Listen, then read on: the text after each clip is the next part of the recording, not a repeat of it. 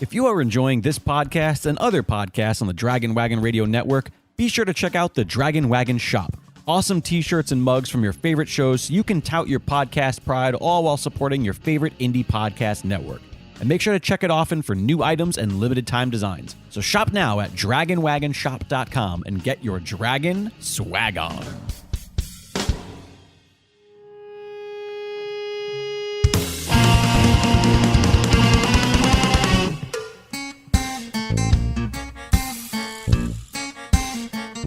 Let's talk about it.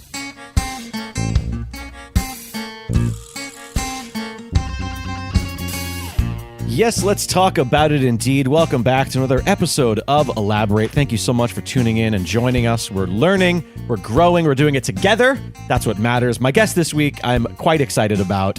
He is an actor, comedian, and writer. He's a referee for Championship Wrestling from Hollywood and the producer and co-host of Fictional Roasts and Historical Roasts, which is a brand new Netflix program available right now. And goddamn, does he look great in a bow tie.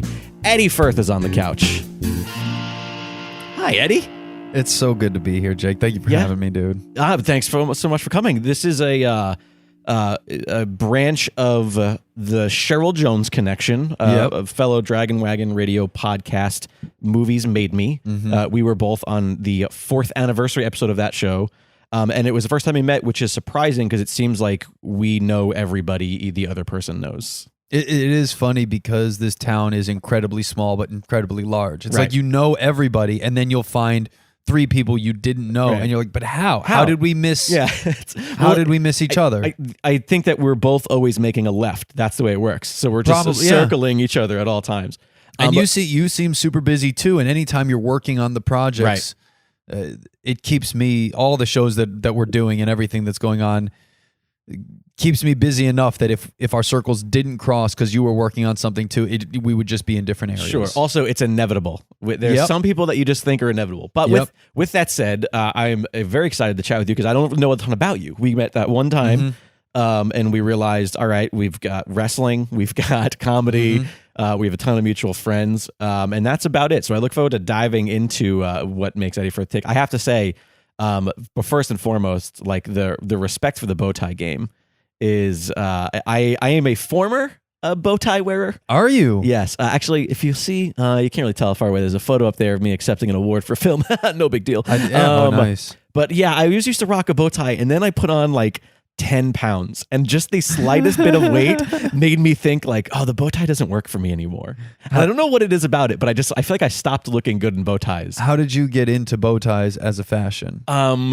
As a style? You know what? I think I have to give credit. I don't know if I'm going to pull on this thread or not. There was a girl that I befriended, and I thought that we were in the sprouts of a interesting relationship.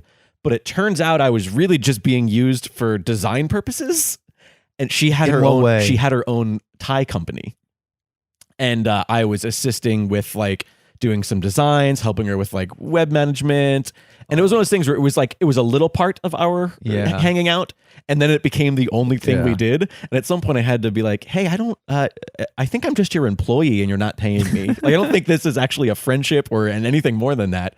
But because of her, I ended up with 10 free, awesome, high quality handmade bow ties.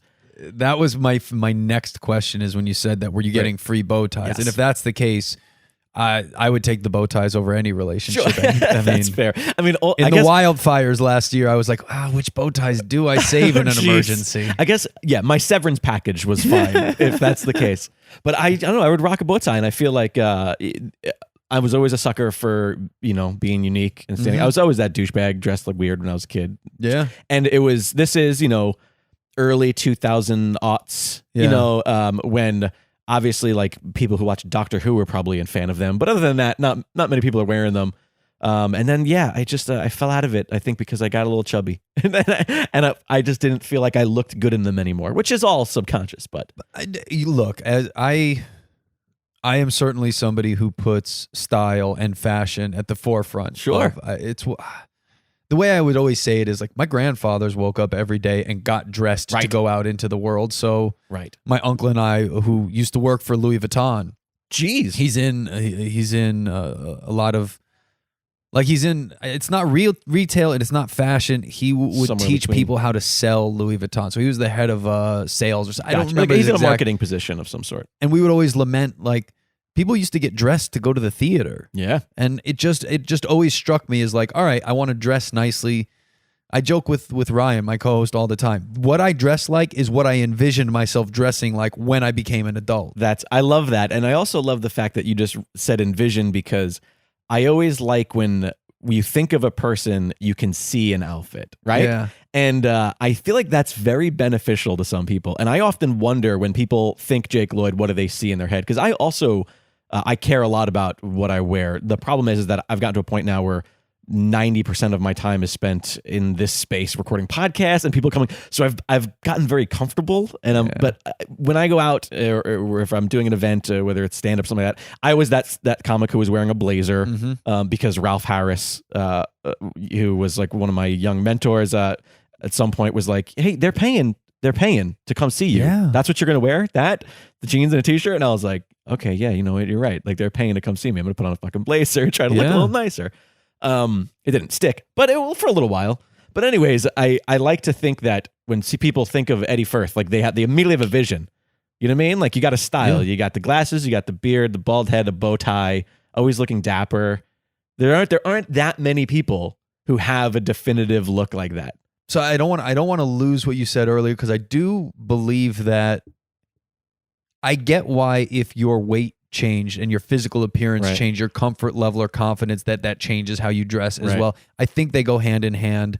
And one of the tricks I will always use for myself is on those days when the depression is seeping in, or it's just having a rough day, I will say to myself, all right, well, what would I put on today to make me feel good? Right. Like, what outfit is going to make me feel so cool that it's going to supersede whatever's going on? You know, I have found that in other items of clothing. What's and your other favorite styles? now? Like, what's the... well, I started throwing on layers, more layers. Yeah. Once I started throwing on like almost like a cardigan style sweater underneath a blazer.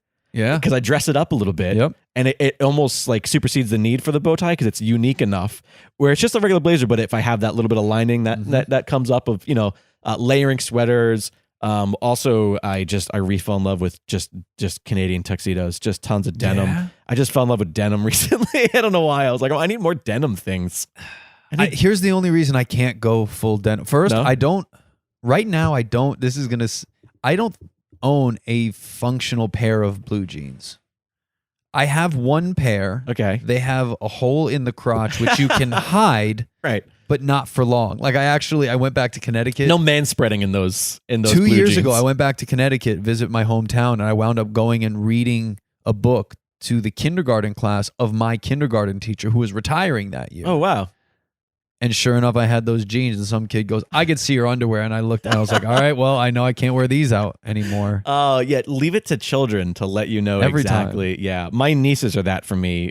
There was, when my beard got a little bit too unruly, they were like, Uncle Jake, you look weird. And I was like, thanks for being honest. I don't like it. I would have, especially with best. kids, I'm comfortable. I'd be like, you look weird, kid. Well, yeah. I mean, that was obviously my retort, but it still sticks with you.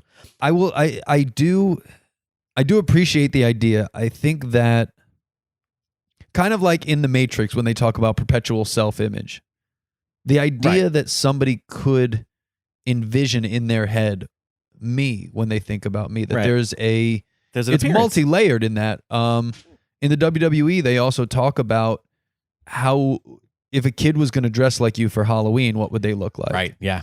And the idea that as much of a parody of myself as I've become in that sense, you could dress like Eddie Furth for Halloween. I mean, there's a few people you can think of. Obviously, like a Steve Jobs, Kevin Smith has like, there are certain people, even I would argue even like Stan Lee has like, there's, and it's not necessarily a costume. Einstein has a look. Einstein has a look, yeah. Everybody has a look, and part of it is themselves. I was like, dumb comic book cultural people, and you're like, Einstein. I'm like, oh yeah, that's right. There's those people only because I have to look at those things. I mean, Sure, even in the same respects, Walt Disney's mustache is classic. Right, Frank Sinatra's hat is classic. There are, and they always feel like extensions of themselves. Right.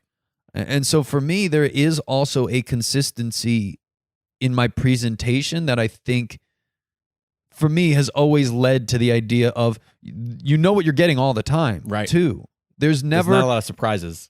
And I'll take, like today, for instance, I am almost always in a bow tie. Today, I don't have one on. I wore a scarf here today to change things up because I also wanted to feature, I've started making my own lapel flowers. I noticed that via your social media. The one that is on my jacket today, I literally made that last night. That's awesome. Yeah, it's this little... What's it made out of? It's some sort of dense fabric. Cloth. That's usually you'd make that style out of ribbon, or you just take a piece of cloth, you take about an inch strip that's about 2-3 feet long. Where did your interest in this spark? Like, where does this come from? It was all fashion and style related. I like to say style more than fashion, but it was style related. I hate fashion. I'm a fan of the Harvey Danger quote: "Fashion is the art of brainwashing the proud." Yeah. Whereas style is unique. What do they say? Fashion can go out of fashion because you can't say style. Fashion can go out, but style is forever, kind of thing. I don't remember that one specifically, but the idea is style is a more personalized expression. Yeah, exactly. I loved adding something to my lapel. I found that one, lapel flowers and lapel accoutrement were incredibly expensive, right? Incredibly hard to find, right? And I couldn't get the ones that I really wanted to go with what my outfit was. Sure, yeah. You were always making it fit versus finding the one that fit. I have 5 store-bought navy blue lapel flowers. And at a certain point, I was like, can I get a different color? Can I get a different style? Can it look? And then when you do see anything that's out of the box, it was like $20. I was like, that's not for that. And and like most things, I was like, all right, I'll do it myself. I got to learn I can learn how to do this. Respect the DIY attitude. I feel like that's what sets people like you and me apart from a lot of other people, especially in this town. Yeah.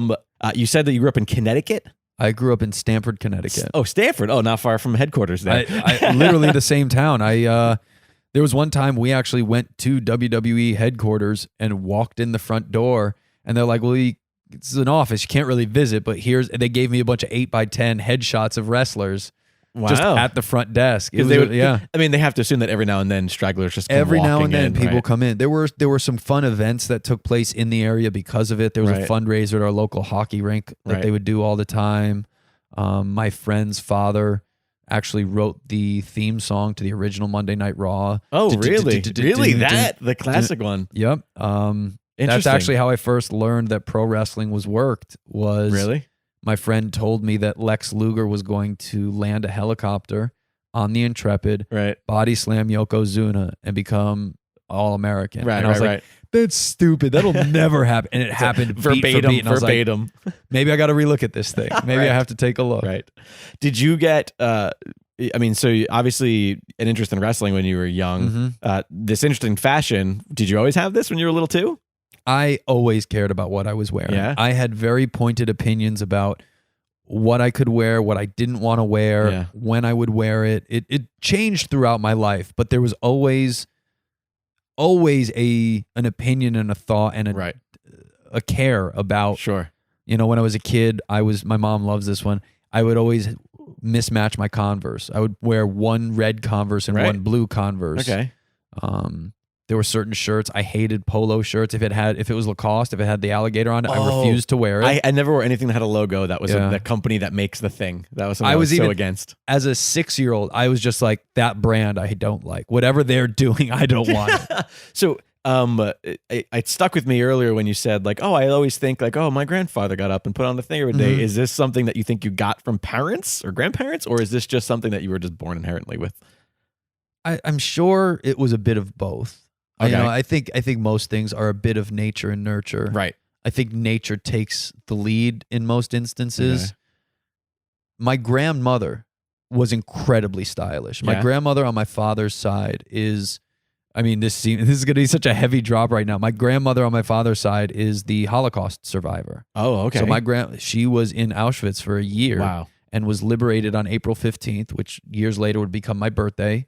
Oh my goodness. And certainly in doing historical roast is paramount in that story and in that part of who I am. And she was, all of my grandparents were of, quote, the greatest generation. Right, so it was, shirts and ties for my grandfathers. Right. Both of my grandmothers were just, my grandma on my dad's side, Grandma Valley, was huge. She owned her own clothing store at one point in New York City. In the city too. In Wow. Manhattan. They lived there in Manhattan their whole lives. And they were around when you were young? Mm-hmm. All four of your grandparents? I lost my mother's father in the 4th grade, my father's father junior year of high school, my grandma on my mom's side was the last to go, and my grandma just before. Yeah, they were spread out. They were present. Even if 3 out of 4 were around through high school. They were very present in our lives and very important. And you said grandma was stylish. Like, how did little Eddie? How does a kid perceive that his grandma's stylish? Because she didn't dress like other grandmas?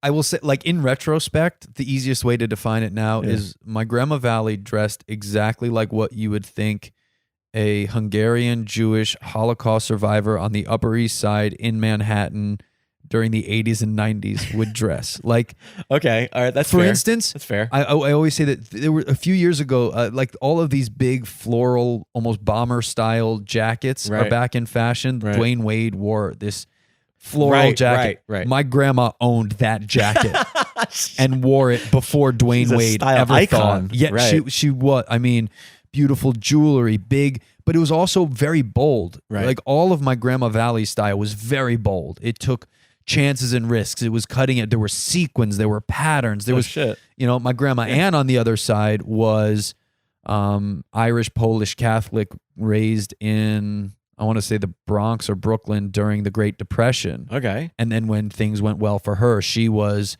quintessential Mad Men style. Oh, right on. She would have been Peggy or Betty Draper in how she was styled, and she was throwing parties and hosting at home, and went to the conventions with Grandpa, but just was always then impeccably put together as well. So it seems to me, just based on the last couple of people you've mentioned, that you have some New York roots. How did you end up in Connecticut? My grandparents both worked. My parents divorced when I was 7, but they were introduced by their parents. Both of my grandfathers worked together in the spice trade industry. Okay, they were colleagues, and it was literally my mom had to show my dad around Washington D.C. When he was on a trip there one time. My mom was going to Georgetown. And it was like, hey, my friend's kid's coming. You had to do it. And that's funny. Her father called up. It was like, Frank's son is coming to town. You treat him nicely because I love Frank. Right. And that was their first introduction. So, God, I can only imagine that at first she just hated him, just out of like, I gotta do this thing for my dad. Oh, fine. We recently talked about a chore. My dad had a broken foot at the time, so it was a real chore. It was I had to take care of this person walking around DC with a broken foot. She's like pushing him on a little trolley, trying to get him around all the sites. And it was a business trip, or was it like a social thing? I don't know why my father was in was in DC at that time. Specifically, I don't. And did both of your grandparents, your grandfathers, who were friends apparently, did they both live in DC and or New York? No, they were in New York. They were New Yorkers. So when I was growing up, my mom's parents were in Jersey, and my dad's parents were in Manhattan and Pound Ridge, New York. They had a weekend home, a second home out there, but. Like I always say, I grew up with one foot in Manhattan. Right. So your parents sort of just distanced a little bit. They just moved a little bit out of the way. Because I think my mom was going to Georgetown at the time when they first met, and my father he had gone to the University of Rochester. They both wound up in New York. My mom worked at New York Hospital for a long time. Gotcha. They lived in the city with my brother until I was the reason they moved to the suburbs. Oh, gotcha. I was the reason they were in Manhattan, and it was like, well, if we're going to have a second child, we need more space. Right. They moved to Stamford, Connecticut, and that's where I end up growing up. Gotcha. But everyone works and lives in the city. Right. Grandparents are there. My dad has season tickets to the Knicks. Not that far. It's not a. It's a 45-minute train ride. It's probably not that much different of the trip that I on Long Island had to get to the city. Yeah. It's pretty much the same thing. And in that in the weird world, just to like bring the discussion back to wrestling, for a while Shane McMahon lived in New York City and then commuted out to Stamford on the train every morning. He's the only person who was leaving New York for work in the morning. Although by the time I left Connecticut, a lot of people were doing the reverse commute. I actually dated somebody who did the reverse commute because Connecticut is... the way that it is. There were a lot of Fortune 500 companies whose headquarters were out there. And so there's plenty of people who are starting to come in Office from space. living in the city, take the train out to Connecticut, work, and go back into New York in the evening. Right. So you went to school and graduated out of Connecticut as well? Yep, high school. I went to West Hill High School, graduated. I went to one semester at Quinnipiac University because it's in Hamden, Connecticut, right outside New Haven. I originally was going to school to become a basketball coach. Hang on. This is like, so no fashion, no comedy, no wrestling. No, growing up, I swore not even a player. No, well, I wanted to play, but I was not born to play. Sure. I was not designed to play, and I didn't do the work that I would have needed to do to do that. Because I think that story of my life. my belief is that anybody can do anything. Sure. But to get certain places, especially if physically you want to make money off your body, for instance, and play in the NBA, I would have needed to put in work that I had not yet learned how to put in. Right. I didn't learn the discipline to do something like that until later in my life. Right. So I quote unquote played basketball in high school. Okay. There's a fun video on the internet of like my last game or 2 games at West Hill set to R. Kelly's World's Greatest that my brother put together. I was going to say, who made this? My mom and my brother put it together. That's It's beautiful. I watch it at least twice a year. How much older than you is your brother? My brother's 4 years older than me. He went to the School of Visual Arts in Manhattan. Okay. Film director. He does comic books and film in New York now. Wow. I am 6 years older than my younger sister.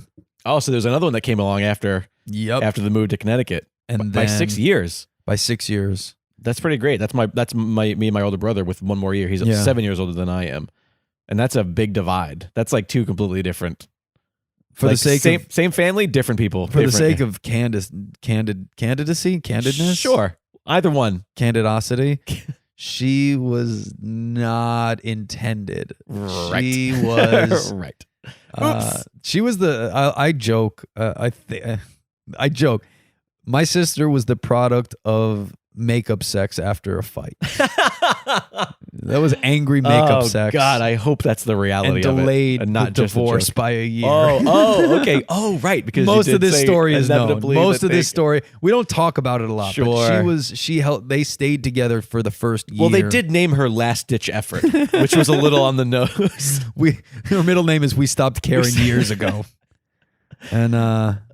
And then I have two stepbrothers. I have a stepbrother and stepsister from my mother's remarriage and a half brother from my father's remarriage, who's actually out in LA now working for Lockheed Martin. Oh, right on. He went to Duke. That's where I wanted to go. So I wanted to go to Duke to work under Coach Krzyzewski. Coach K is the greatest. I think he's the greatest coach.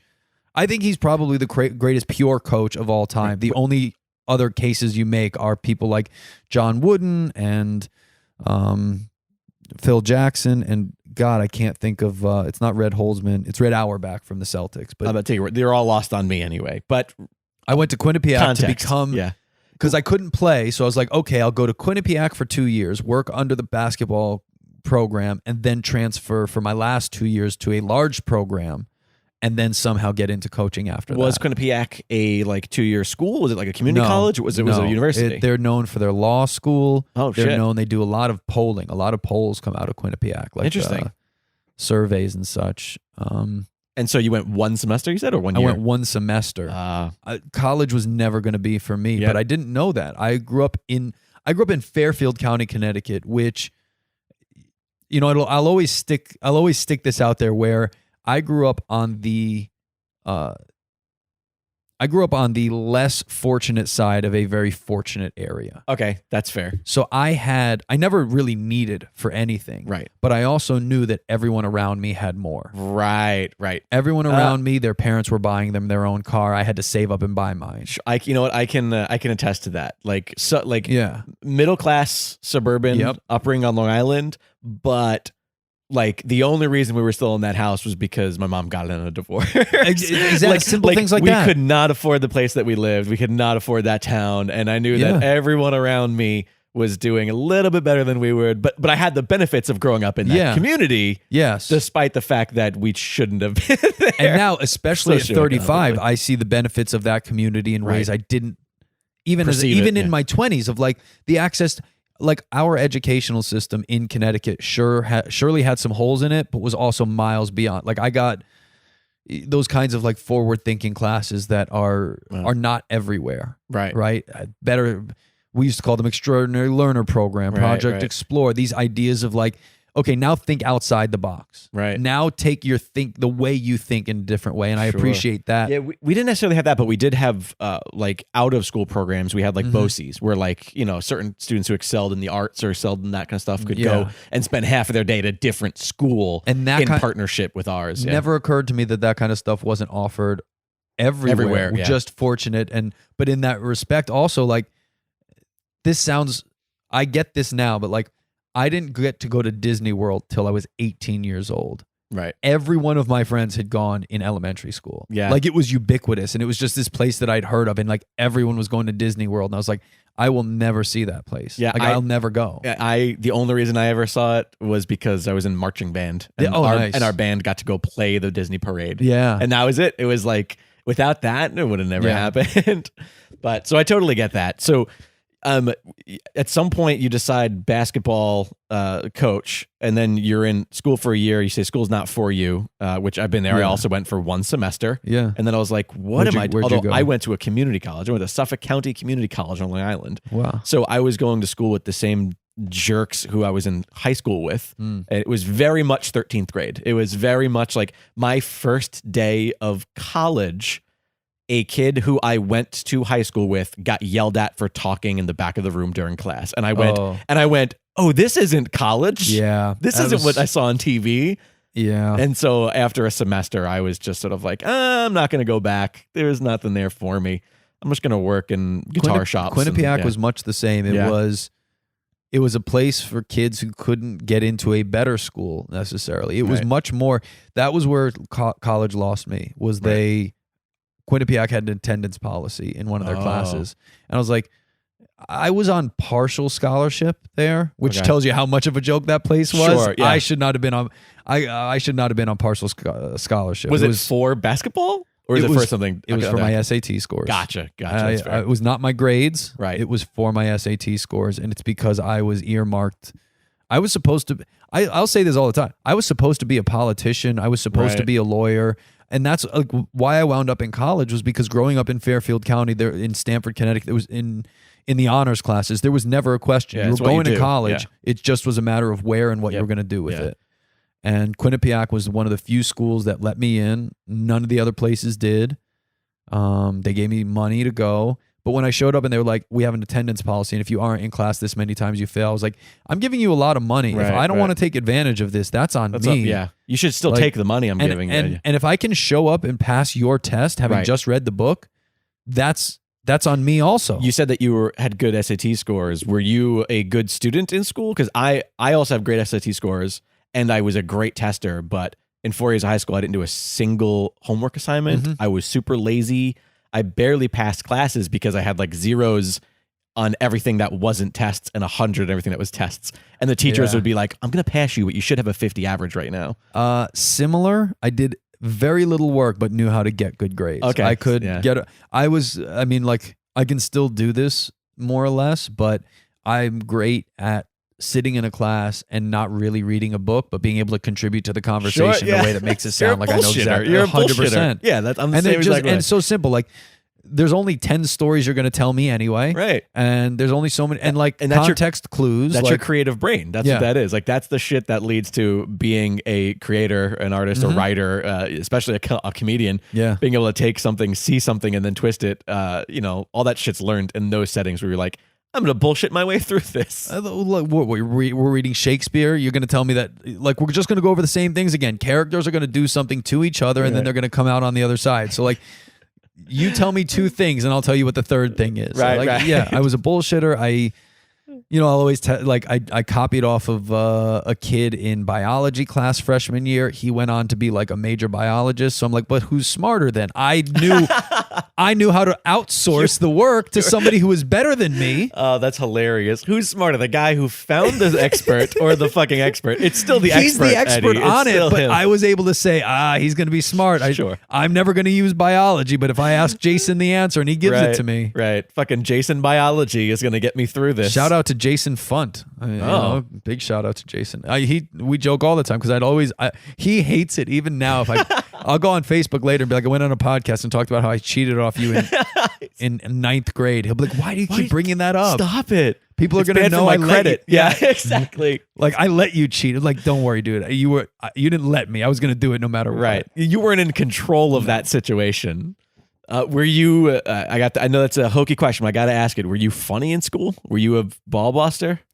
I think in a different time and place, somebody would have tried to diagnose me with ADD and given me a pill for it. Okay. I acted out more than I was just simply funny. Right. There were a lot of attention issues, not just my attention. Like, I needed attention. Right. And trying to gauge when and where I could say things. I certainly always had a comment for things, and I wanted to lead the class and lead the discussion and lead the group. But I got told I acted out a lot. That was my big thing was he's always acting out. And my mother, to her credit, would always say, well, did you challenge Eddie? Because if he's bored, he'll entertain himself. And that's a smart parent. Like your mom, what did your mom do for a living? She's a nurse practitioner. Oh, gotcha. Well, so she's a caretaker for a living. And she also understands how people work. Yeah. Because in order to, even if she's, a physical doctor, like you deal with the human psyche every single day. Yes. I don't think that my mother had that wherewithal. My mother just saw, because I also acted out, but I was a good kid. Like teachers loved me, but they also had to punish me because the school told them they had to. Like every teacher loved me, and they're like, Jake, you can't do that. Like, what do you, they would, teachers probably were similar to you where they would talk to you like you were an adult and not like one of their other students. Except for the first grade, and this is a monumental moment in my life, because had this not happened, or it happened differently, right, I would be a lawyer, I would be a professor, I would be those other things.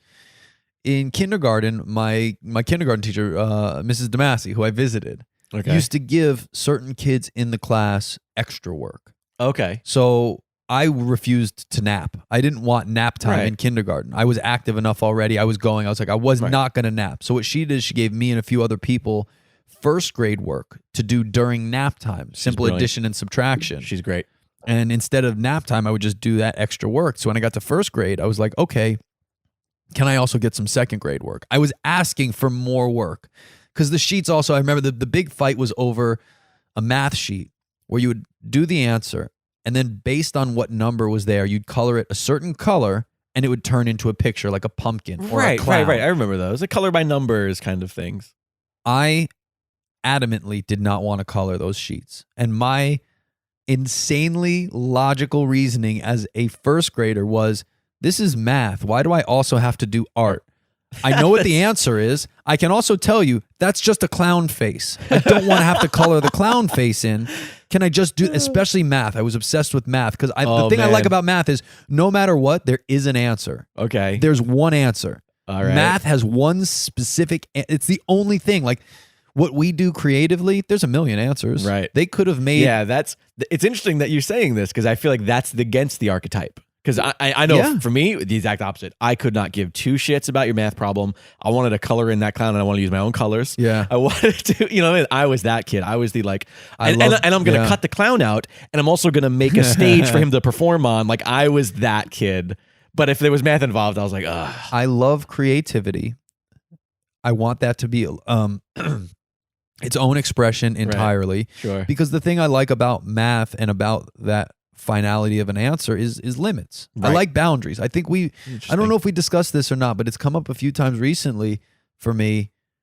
As an artist, boundaries are incredibly important. Sure. We need to know, we do better work as artists, I believe, when we do have a set of rules. Because if creatively you say it can be anything, well, where do I even start to plug in then? You know what? I can totally see that, and the way that I manifest that statement is like budget.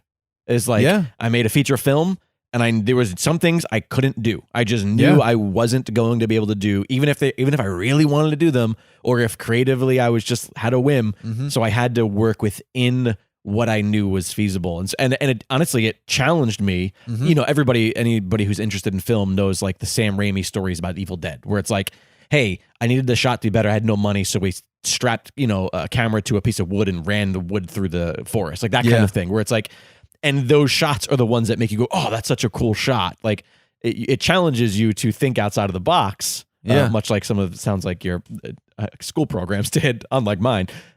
Necessity is the mother of all invention. You come up with it's also why whenever I endeavor on something creative, the one thing that I want is a due date.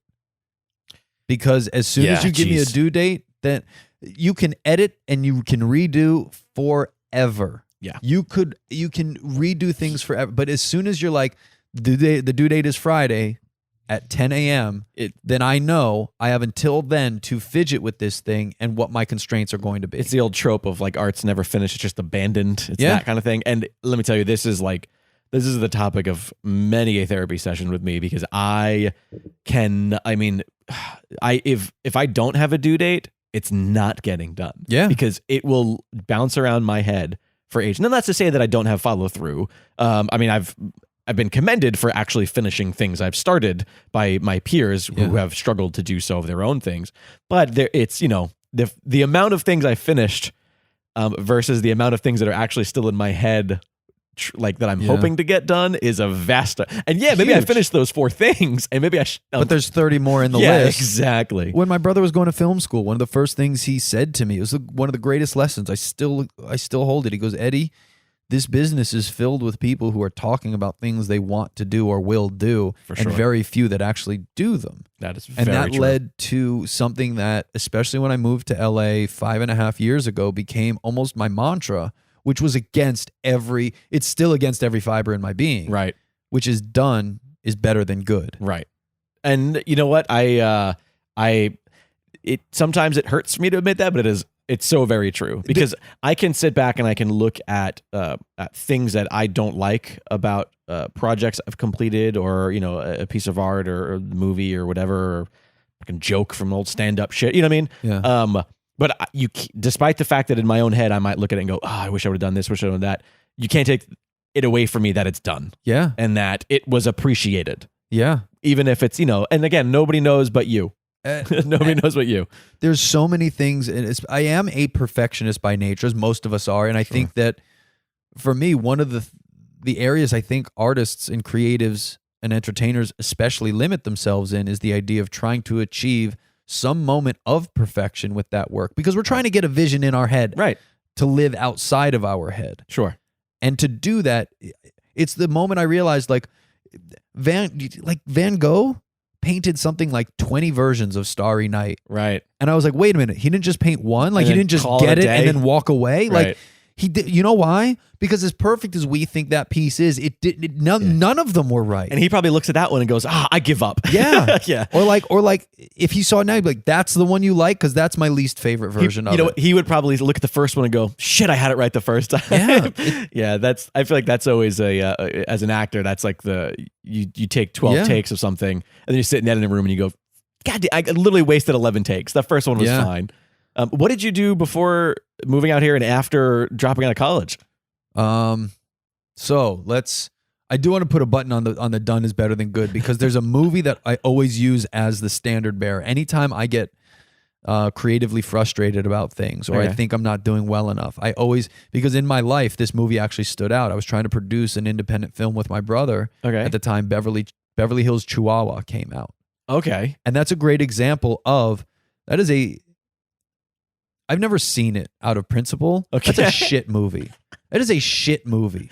I don't even need to see it. All respect, because everyone who worked on it did work. Like, I'm not insulting the Sure. I'm insulting the concept more than the action, because people had a job to do and they did it. But what the fuck? And do you know that there's a sequel? It's like 4 of them. They didn't say enough in the first one. There's so many sequels. To that But do you movie. know what? Do you know why that movie got made? Because somebody finished the script and pitched the idea. Yeah. And so my movie that I was trying to make was 10 times better than that movie was. Sure. But the script wasn't finished. We didn't have done is better than good. Somebody handed in the script to Beverly Hills Chihuahua. Right. It was an option. It hit some things and they went with it. Right. And that was my moment of like I always look at that. I use that as the example every time. Like, Beverly Hills Chihuahua got made. So if you think that this business is precious, or you think your script is good, and like, finish it, because then it can't get bought if it's not finished. For me, the lesson in that is just fucking do it yourself. Yeah. And that's like, my feature that I made completely on my own, no budget, no crew, literally Yeah. just entirely by myself, because I was just like, well, I want to get this made and I'm not going to sit around. The reason I made that movie was because I had other scripts that I know I couldn't make on my own because we talked about, I wrote them without boundaries. Yep.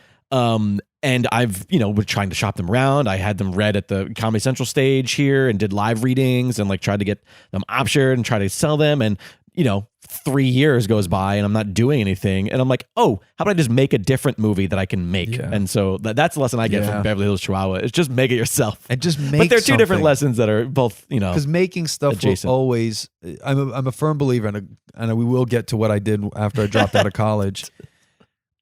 I think that making anything is important. First off, if you actually asked me what I thought the meaning of life was, like what is this all? What's the purpose? Like we created language and we write things down, and you have a beautiful collection of DVDs on the wall. We have all of this stuff around. What is it all for? At the end, is that every human being sees a completely different world. Sure. Right? There's this great quote: when somebody dies, an entire universe dies with them.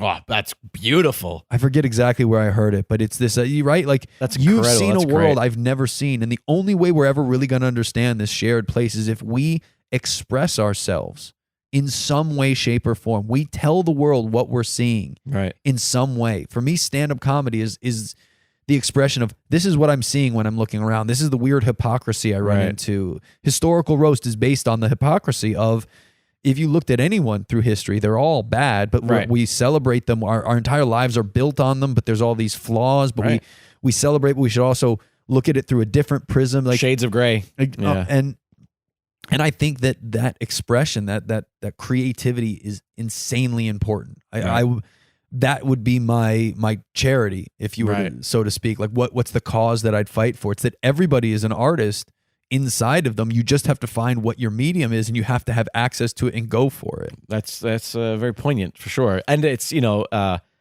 it's sort of the very stereotypical, like, are you happy with what you're doing? Yeah. And it bleeds into that, like, oh, it's the artist lifestyle. You could be a freaking insurance salesman and still live the artist's lifestyle. 100. Why would you not go home and paint every night? Or I love having projects like Lapel Flowers, which are not related to what I do specifically, but are a creative outlet so that I don't have to worry about perfection. And right. And in that vein, in Los Angeles, every single one of us out here wants to be in a movie, be in a podcast, be on a show, tell a joke, play an instrument. We want to do those things.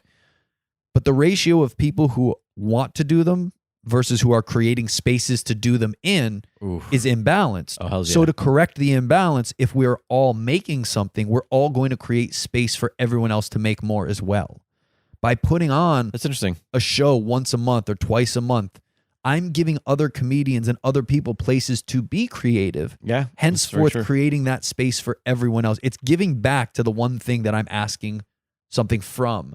And if you can find that place to give back to it by creating something, you're lifting the entire community up with you in some way. Like, it's true. I mean, I'm a very family oriented person when it comes to creative stuff. Like my projects all feature the same people. There's always new people, and some people don't necessarily always come back. But for the most part, the core, my best friend Tony is the lead in my movie. It doesn't matter what the movie is. You know what I mean? Like if he's not the lead, he's a lead. He's involved in some capacity. And that is part of my drive to create in the first place, is to give Tony an outlet, because I think Tony's the best actor I've ever seen in my life, best actor I've ever met for sure.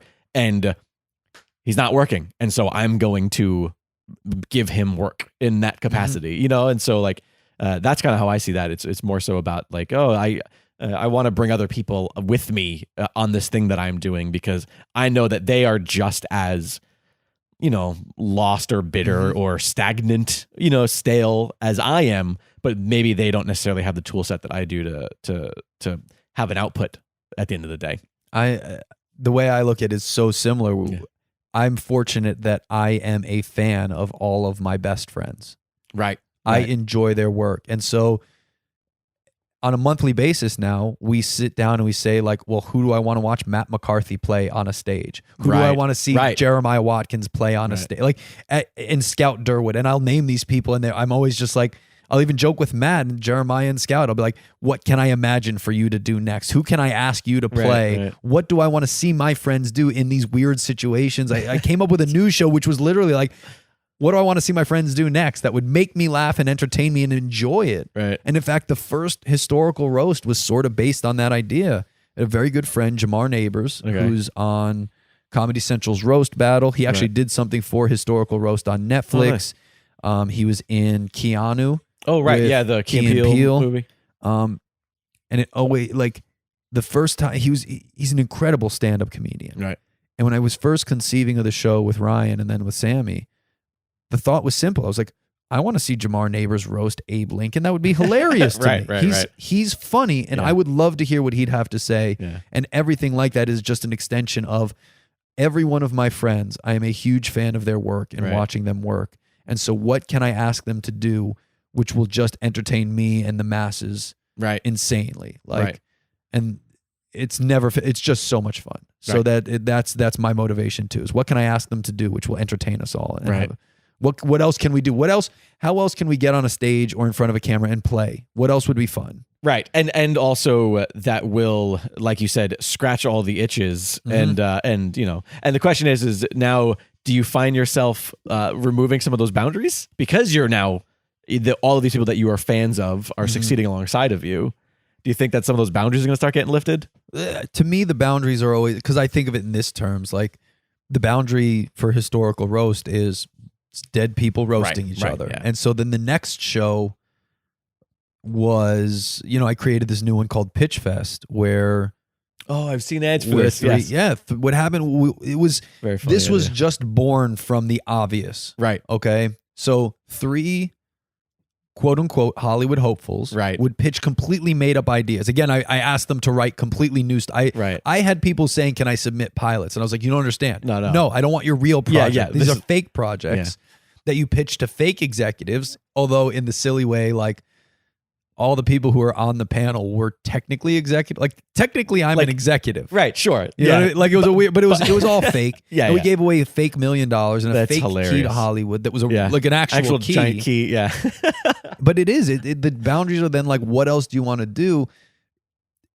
To me, the boundary is always just simple in terms of when you're trying to create something, give yourself a few rules for the writing task, and the writing task will be that much better. Free writing in class was always more difficult than if they were like, here's the bubble to fill in. Yeah, exactly. And so in that sense, boundaries are absolutely lifting in the vein of the same way as when we produced a Championship Wrestling from Hollywood show inside of Meltdown Comics.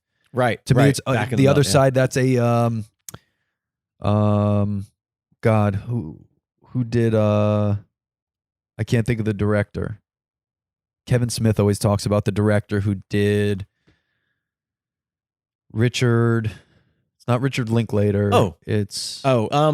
Darn it! Now you're making me blank. It was a movie. It's on the tip of my tongue. It's an indie film around that time, and the way he approached it was, "What do I have to make the movie with?" And he was like, "I have a turtle. I have a guitar case." Robert Rodriguez. That's what it was. Right. Yeah. And Robert Rebel Rodriguez, Rebel Without a Clue was the name of the book.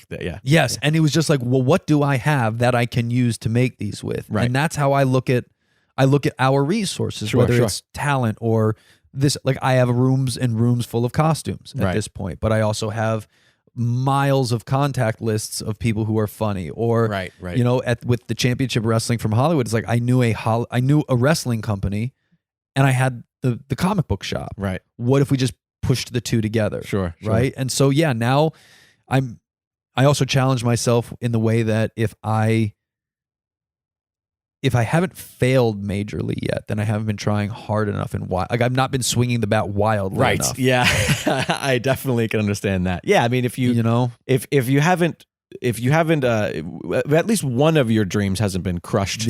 Then you're not trying hard enough for all of your dreams. Yeah. Nobody bats 1,000. No one bats 1,000. No, it doesn't exist. Even if you think that they do, it's because you're only seeing the things that are succeeding. But I also realized that with me, anything that looked like failure or denial or non-success just was a part of the journey. Sure. When we first conceived of Historical Roast, we were working at Meltdown. We took it to Meltdown or the Nerdist School or the Nerdist Theater, and we were like, can we do it here?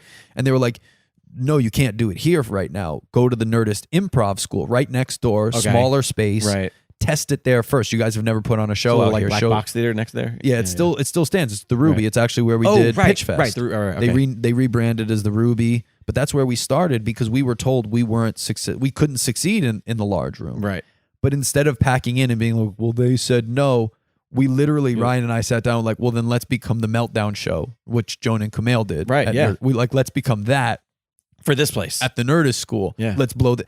Sure enough, and like this is a little horn tooting, but like Hey, we still hold like the record of people who in that. Wow. Like we did 5 shows there and each one got progressively larger where it was like 30, 40, 50, and then our biggest was 60 people. People literally stood outside the door. There can't even be that many seats in that to place. look in the room to watch. And that's when we were like, all right, we did it. Like this was exactly what we said we were going to do, which Right. was blow this place up. Right. And then they were asking you to come other places, I'm sure. candid story. This is another, I don't talk about this one often. We were told that if we did 3 shows at the Nerdist School, they would move us to Meltdown. Okay. 5 shows later, we were kind of like, why can we come over now? Right. Can we do it? This is a non-confirmed story, but this is as good as I can tell you it looked from where we sat. Sure. We were used as a bargaining tool by the improv instructors, the teachers, the faculty Right. at the Nerdist School. They were actually called the faculty. They had an improv troupe Right. called the faculty. They'd been trying to get a show in the Nerdist Theater at Meltdown, and they kept being told they didn't have space on the schedule for them. Right. We do our show. We're test piloted next door. We blow up. We do exactly what everyone asked us to do. Sure. The faculty at Nerdist School, who are amazing people, all very supportive. We've had on our show incredible people. I fully believe that what happened was they ended up using us as the bargaining tool, which was if you can fit them on the schedule, Then- now that they're asking, now that we're moving them over, Right. you've yet to give us the spot we've been asking for. And sure enough, our first month there, the faculty had a spot on the schedule as well. Right. Their show got canceled due to lack of sales, and they never had another one there again.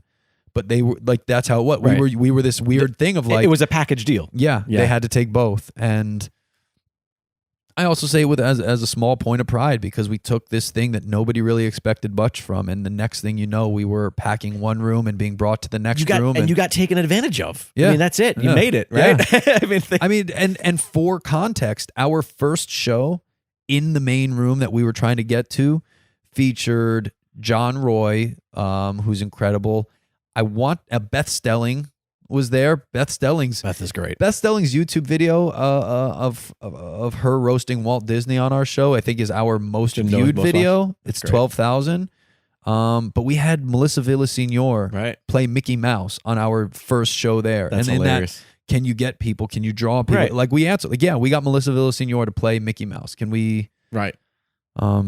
Can we do this now? Right. And so it was a very interesting experience to move from one theater to the next and see those machinations and deal with all of that and again feel like another show was trying to position to get a show based on our success. Right. And not even success. It was they were asking. I would have done the same thing. Right, yeah. I'd have been like, if you can fit this new thing on Yeah. and we've been asking, can you give me a shot? There's Because a lot of politics I'll involved. swing and miss. Yeah. But in that vein, where we started was the failure would have been they said no, so let's pack it in and go home. But we said no. They said no, fine. Like We'll do it here. Let's Yeah. prove it. Like let's do it. Like we'll make it the best show also, here. Also, it's a blessing in disguise too because they, it's a smaller room. Yeah. So it right off the bat it looked bigger than it was. I'm Yep. sure.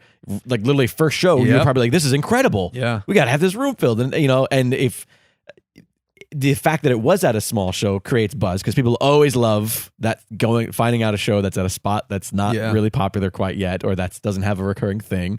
So it makes it hip. It makes it fun. I feel like it was probably better for you to start there because And also, I am more freedom too. I am continually learning, but in that sense, it really allowed me to slow down and appreciate the process of learning what you're doing. Right. It gave us a chance to test this thing out for 5 shows where everything and nothing was on the line. Right. Right. But the tickets were free there. We gave out free beer. Right. Jeez. It was just, you learned so much and trying to appreciate the process, especially in this business. I find I'm always trying to get to the next thing. Right. but stopping and really learning, like knowing that on season 1 of Historical Roast, I had some of the best teachers in the world. If I just shut up and sat there and watched Jeff Ross and Frank Sebastiano and Joel Gallen and Michael Ratner and Roger Forker, our costume designer, and our makeup and hair people and our writing team, and if I just sat back and watched them, that was a doctorate level class that I would not get any. I dropped out of school, and this is, I love my girlfriend. She gave me the most incredible gift the other day. I'm already tearing up. I dropped out of college to become an actor and to get into showbiz. And the other day, she gave me Framed. It's the Netflix opening logo, all the striated colors now for the end. And in big words across it, it says, I have a degree in Netflix. That's great. And I dropped out. I don't have a college degree, but you know what I do have a degree in? I watched every fucking thing around me and learned everything I could up to the point of somehow I fooled Netflix into putting our dumb show making fun of dead people on their platform. Which all comes back to you being such a good bullshitter. You just copied off of somebody else. Essentially. You got Netflix. You copied off of Netflix. I mean, we're trying to sell fictional roast, which is just it's the same idea. It's the same show, just different people. Yeah.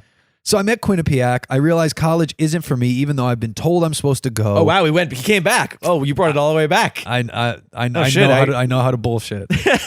I was going. I wasn't happy. I had done 2 plays my senior year. So right before my senior year of basketball, I had nothing going on. Right. One of my friends, Steven Ginsberg, I always blame him for this, was part of the production of a non-musical version of Fame at our school. Okay. And they needed guys like every high school play does. Sure. And it was like, Eddie, you'd be perfect for this one role. He's loud. He loves himself. He's crazy. He's brash. He wanted me for the Ralph Garcia role in Fame, which blows my mind because it didn't occur to me till years later. He plays a stand-up. I played a stand-up in my acting debut and didn't think about stand-up for years. Right. Like it was not that's weird to me. And so I did that. I did Guys and Dolls, and then going into after those shows, I actually remember. So Steven Ginsberg gets me into Fame, and after one of the performances of Fame, Mr. White, one of the teachers who was helping to direct the show, we were in the back, finishing up, and he goes, Eddie,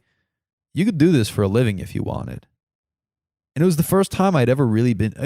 I'm pursuing basketball my whole time. This is high school, and this is high school where as a barely 6 foot, kind of overweight, half Jewish white kid at an almost all black school. They're like, you should try the entertainment business. And but nobody, every time I said I wanted to get into something else, it was always, I had to fight to prove why. Right. This was one of the few times somebody came to me and said, you're good at this. You could do this. Right. And that was the seed that a year later, when I was at Quinnipiac, I was just like, I don't want to do this. I want to go be an actor. Right. I want to go pursue entertainment. I realized my whole life entertainment was right there anyway. Right. I'd almost auditioned for The Little Rascals when I was a kid. The movie remake. How? My grandma Ann, my mom's mom, was like, they were having open calls. And she's like, Eddie, you should do this. And I was like, that's dumb. I would never. And we had a long conversation, and she tried to convince me to do it, and pushed back and was just not interested. And it was because you were kind of a ham anyway? Obviously the writing was on the wall. Yeah. I was always an energetic, talkative, fun-loving little kid. In that sense, especially around family where there weren't rules and constraints like school, I'm the active, silly, crazy, fun-loving kid who's always got something to say and something to do. Right. So I dropped out of college. It was my mom and I just recently talked about this moment. We had this big blowout while I was on break, and it was over other stuff. Like any fight, it's not really about what you're fighting about. Of course. I remember just being like, I don't want to go back. She goes, if you don't want to go back, don't go back. I was like, I didn't know I could do that. She goes, why are you going if you don't want to be there? Right. It doesn't matter to me. Right. And even funnier, now we joke. It's like, good now you mom. didn't have to pay for the bill either. Right, there were no wasted bills. a semester worth of money. Yeah. And so I literally just was like, I'm not going back then. And I dropped out, and I was close enough. I started taking acting classes in the city. Right. Bounced around to some jobs, everything from Blockbuster. I was also DJing in high school. I was a party DJ. Oh, wow. Weddings and bar and bat mitzvahs and sweet 16s and all of our high school dances. I DJ'd. Like the turntables and everything. Like we used CDs at that point. okay. I actually, like, but you had like one of the little mixers. Yeah, the splitters. I Yep. remember those. We I used to sell still those. have- I worked at Guitar Center and I sold a bunch of those. I Back bought when them. Everything was digital. Yeah, Denon. I bought some Denons. right. And I think I had a Newmark mixer. Right. What do you mind me asking? Like, around what year is this? What, like, when did you graduate high school? I graduated in 02. 02, okay, So I so started you're- DJing my sophomore year, so it was like 1999. Right. Yeah, so I you're- remember because it was right before the year 2K. When We're literally 1 year apart. I graduated 2001. So every So- song I played, you listened to in high school. Also, Yeah, and I was in freshman year of college when I dropped out. I was working at Guitar Center. Perfect. So I was definitely I get in that world. Which Guitar Center? Comac, Long Island. One Out of on Long my Island. partners bought a wire from you at some point because Right. we went out there Sure. for gigs and we were all Yeah. over the tri-state area. Yeah, I'm sure of it. I quit that when I was 23 though because I have artist in me. I have like Sure. I only started DJing to hang out with my friends. Okay, That's what fair. they were doing. It was fun. We were the party every weekend. Right. You would go we could DJ Thursday night, Friday night, Saturday day, Saturday night, Sunday afternoon Right. at a variety of parties. We were always the life. The money part of it was completely secondary to Right. me. And by the end of my quote unquote DJ career, I was being sent out on my own. Right. And nothing was fun about it. I Right, because DJ'd you every weren't- party I could. wasn't I your listened kid- to every yeah. song. Nothing surprised me Right, right, anymore. right. I was like, I get it. I know exactly what I'm going to do for the next 3 hours. It's, Right. my buddies You're on aren't here. autopilot. And it was the first time I thought about just skipping a job. And I was like, okay, then this one's your last one. Right. Especially because a very good, loving friend, Sean McKee, had booked me on it. And I was like, I'm only going because it was him. If I had booked myself, You would have just I'd just been like, fuck it. because you didn't want to tarnish his. I would his- never have that's done kind- that to yeah. somebody else. But I was like, you thought about it. That means this is the last booking you can take. That's fair. So I bounced around to some jobs. I take acting classes in the city. There's a great community theater in Stamford, Connecticut called Curtain Call, which Okay. is still, I mean, it's running stronger than ever. And that's another place to really cut my teeth and got my Nice. chops up. Obviously, I'm in the city auditioning, and that's back when Backstage, the actual physical magazine was Magazine? coming Wow. out, and I would print out headshots and stuff them in Oh, envelopes. jeez. And Yeah. I did it almost full on, except I didn't live in the city. Right. And eventually I got into physical fitness. Before you, I'm curious. All of that proactivity, was that all of your own volition, of your own brain? Did you have somebody? Did mom or grandma or somebody say like, "Hey, this is how you do that," or "This is how you? If you want to act, then you should do this." Was there anybody pushing you? Was there anybody guiding you in that, or was that all just on your own? The best, I had a few mentors. Ultimately, no. We had no idea how to get me in Right. to entertainment. Right. Nobody in my family had a direct connection or a concept even. In the Right. same way that, my mom and I even joked later in life, nobody in my family was an athlete. So nobody knew how to approach basketball Right. in that way. If I had grown up in a different family with an athlete, I may have gone that Right. route because they would have said, well, this is how is you how you do it, approach yeah. it. And this is what your next step would be. But for entertainment, Lynn Colatrella, who directed Guys and Dolls at West Hill in my senior year, was a huge influence. I would go back to her time and time again as a mentor. Then that's great. Frank Petrilli, one of my first acting teachers in Connecticut, was another huge resource that I went back to over and over again. And then the community theater, Curtain Call became a family and a home where you could start to Right. branch out and learn. I mean, I love that. And I had the exact opposite experience where I always knew I wanted to be an actor. And Yeah. outside of doing comedy was easy because you just go to an open mic. Like comedy made sense to me. Like I didn't need somebody to teach me how to become a comic, but I always wanted to act. And I literally had but similar to you, nobody in the family knew how to get me there or no friends. It was just sort of thing like, oh, Jake wants to be an actor. That's not a thing that people actually do. It was so weird, but yeah. To even have the wherewithal to like send out headshots, like I would have never thought about that until I was, already in my mid to late 20s. Lynn and told me, yeah. she was like, you pick up Backstage, you submit for those. That's brilliant that you Here's had the that way- because I did not have any of that, and it's one of my huge regrets was that I didn't I didn't look out to somebody and say like, how do I do this? Yeah. Versus just being like, I want to act, so I guess I'm going to find a friend and make a movie. Not that didn't have merit, but that's kind of stuff that's what we were doing. We were, like me and my friends were making movies, but they weren't anything that was going to fucking matter or help me in any way, you know? Here's how clueless we were. I got invited to do John Robert Powers. Do you know John Robert Powers? It's kind of like Barbizon modeling. It's these weird factory productions of. Okay. So John Robert Powers would be a place where you would audition, quote unquote, and then they would accept you into the school, but you would pay a fee into the school, and they would sort of pretend they were representing you as agents and managers, but they weren't. They were putting you in their bullshit classes. This does sound like something that I did in my mid-20s in Florida, of all places. Yeah. That turned out to just end up kind of being a terrible scam. And here was the thing. My mother and I knew it. Right. They said, we want you. We'd love to work with you. Here's the cost. And we looked at it and we were like, this is not it. We know this isn't how the business works, but neither one of us have anything better to offer. We don't have a. There was no B option. And if we go into it knowing that and looking at it as the opportunity to, like anything else, just utilize this as a springboard. Right. That's where I met Frank Petrilli, who, as a coach and actor and director, and it like blew me out of the water and was like, that changed me. That was the next big step to change my life. Right. And so I went to John Robert Powers and paid them way too much money and got headshots that I never used. And I was like, these are terrible. Like, yeah, but you already paid for them, so whatever. And I was like, no, these. I went to your photographer. Right. You call them and you get me a reshoot because these are terrible. Right. And it didn't. It never happened. It never happened. But I wound up, that's how I wound up at HB Studios in the city. And Frank was teaching at a place called West Barron, which became my home in Manhattan for a while, where I met Jeffrey Zeiner and Valerie Adami and everybody who in the city then helped progress me. And it was going in eyes wide open, saying this isn't the answer, but it's a step. And as long as I can take that step and keep moving towards the end goal. Again, even though it might be ridiculous, like the fact that you did it is still great. And you should be, you should be happy that at least there was that, because man, that's one of the things I look back and I go like, shit, I started my career 10 years too late. Like I feel the same though. I sat around for 10 years not doing what I was supposed to be doing, with the exception of stand-up. Like I got into stand-up early. I had Governors on Long Island. I had a couple of clubs that were like, I was able to go get some stage time easy. And like, that was one thing that I kind of felt like, oh, I got this. You'll love my stand-up story. Ironically enough, I ended up, I don't really do it very much. I don't really do it at all anymore, for a wide variety of reasons. But that was one thing I felt like I didn't need the assistance on. Meanwhile, the rest of which is really the main thing, was, and stand-up was always a fun thing that I did. It was never like, I see myself as being this iconic voice of my generation. Look, as an actor, it was the opposite.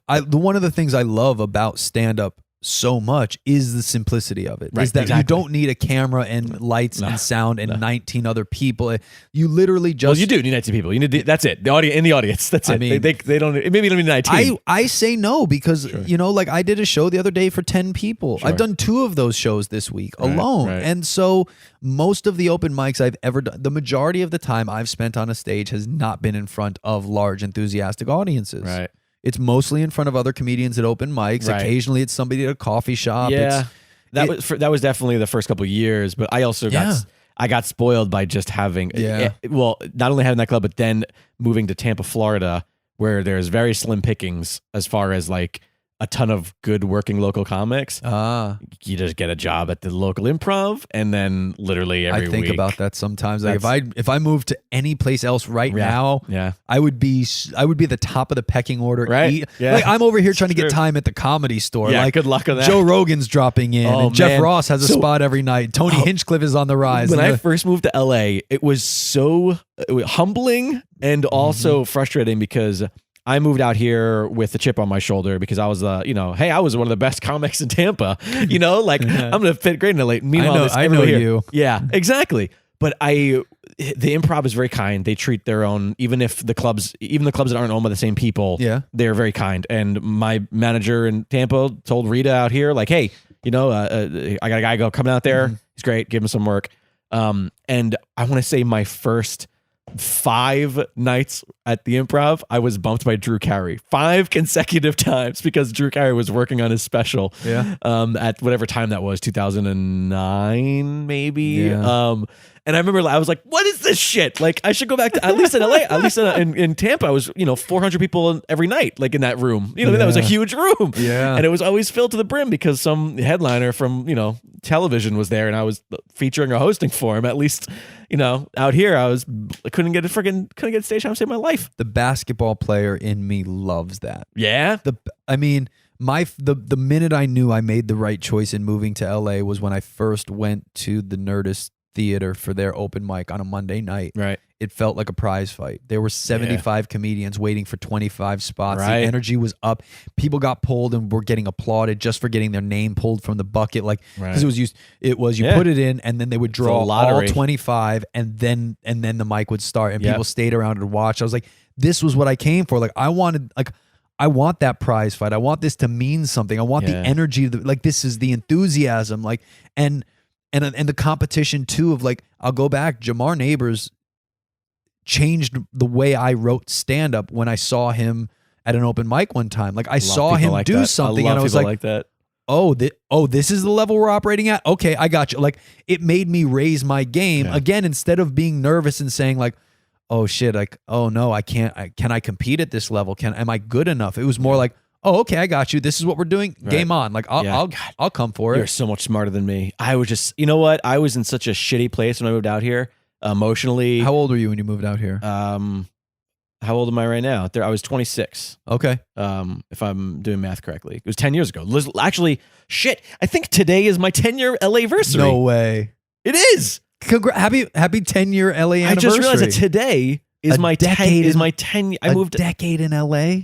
A decade in LA. Jesus. Ugh. Congratulations. And I'm in the exact same spot I was. No, I'm kidding. I'm not going to go down that road.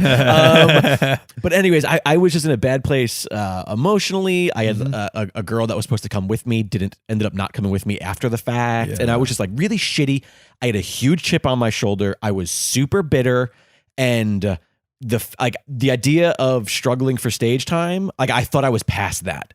You know what I mean? And here's the thing is I was not past that. And I'm not saying that I was right. This is me now 10 years later realizing that kid's a fucking idiot. Yeah. He had a chip on his shoulder. He thought he deserved more than he did.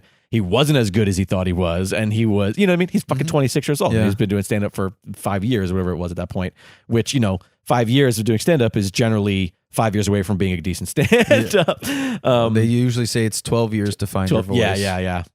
But anyways, so I wish I was as smart as you. But I also love that. For me, even now, you say Drew Carey, I'm like, oh my God, amazing. You got a chance to watch Drew Carey working out his special. Yes. And again, I can't take anything away. You mentioned it earlier about sitting at Netflix. You got your Netflix degree. Yeah. And that's both film and stand-up. I feel that anything that I have is from exactly that experience.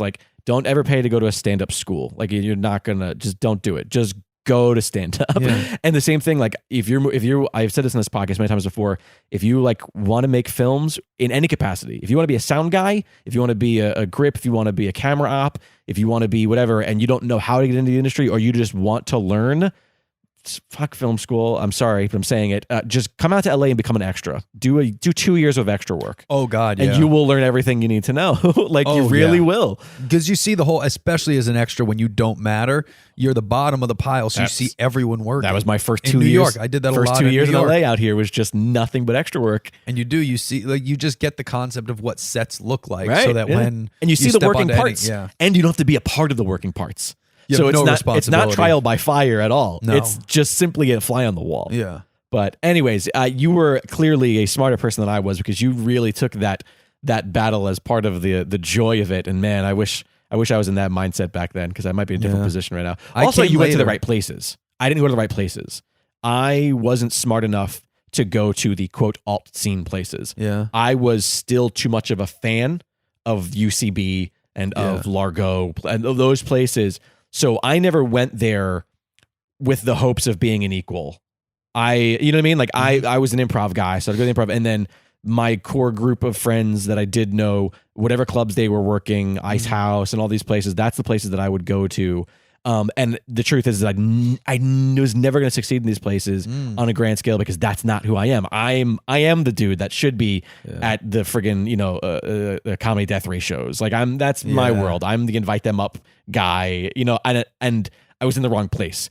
I was too soft for one world and maybe a little bit too hard for the other. Yeah. But I still probably was in the wrong position at the end of the day. Well, that also speaks to me of just like being aware of who and what you are. Right. But also to me the idea is always that our job is, especially as stand-ups, is to create our audience. Right.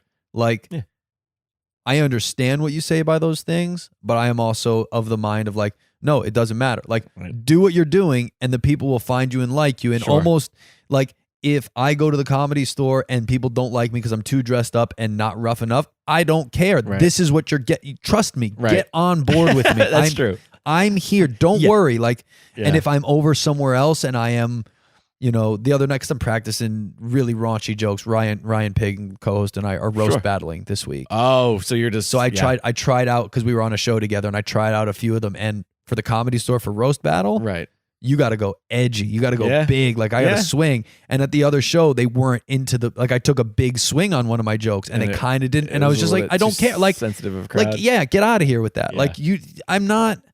It's not that. Don't worry. Stop with that. Right, it's not. Right. It's the same. It's me. I'm me, and that's why there's a bow tie and a blazer every time, because you get what you're getting and with me. It's also a control thing. I feel that, especially coming from a place like Tampa, doing stand up in Tampa for a while, where like you can imagine the types of material, you know what I mean, that is getting thrown out there, and like.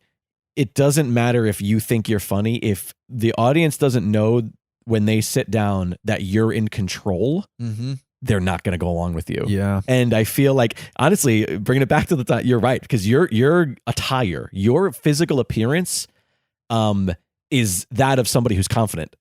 It's, nobody throws on your outfit, this blazer and that, lapel flower that isn't comfortable in their own skin, that isn't in control of the situation, at least personally. The outfit does something for me before I ever get on stage.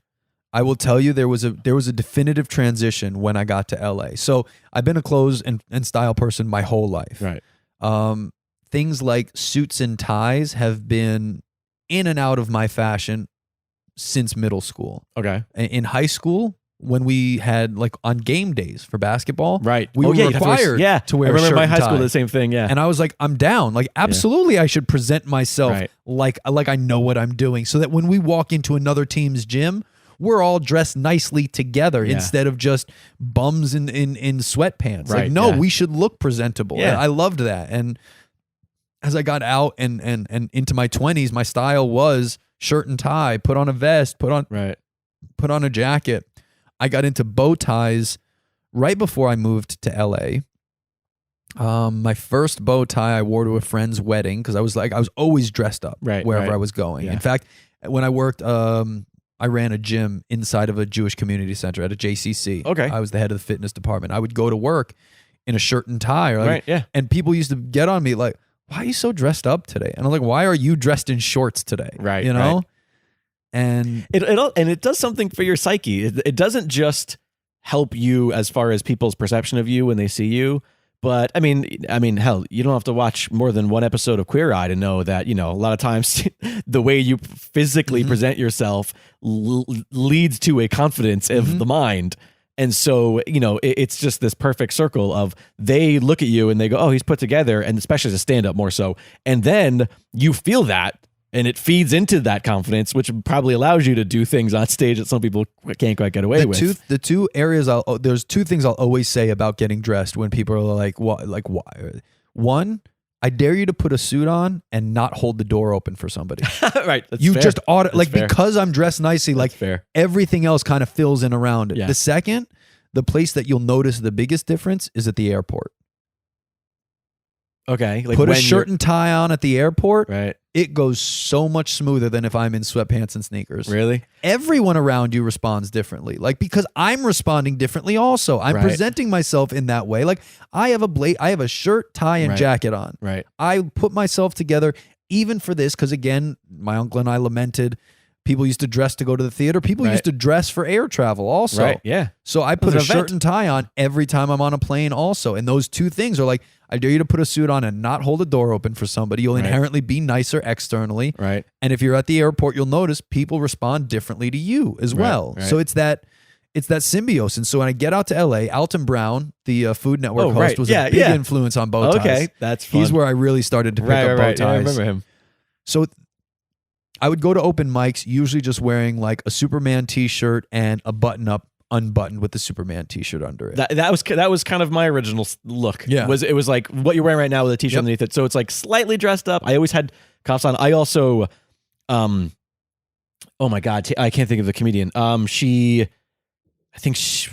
my God, I feel so bad. Tammy, she was on the original Last Comic Standing, the one that Bowden was on. Yeah. And I can't think of her name, and I feel terrible right now. I don't know. In any case, I worked with her in Florida, and she said to me once, like, if you don't talk about your tattoos on your arms, that's all people are going to be looking at for the first 5 minutes of your act, and they're not listening to you. So, A, put on sleeves, or 2, talk about your tattoos. And I remember being like, okay, that's fair. I love advice like that absolutely works, but is also completely not. Like, what do you mean? Yeah. I have to. So every time I get on a stage, I have to start with my tattoo bit. No, right? like- Yeah. But honestly, it made me start wearing long sleeve button up shirts because it was true. Because then I would just roll it up to like there, and I didn't have to. It wasn't. And I do like that psyched. idea. Yeah. So the presentation of getting on stage changed for me one day in particular. So I know I'm always dressing, I'm always nice. Sure. And then one day I was not. It's my first year in LA. I'm 29, almost 30.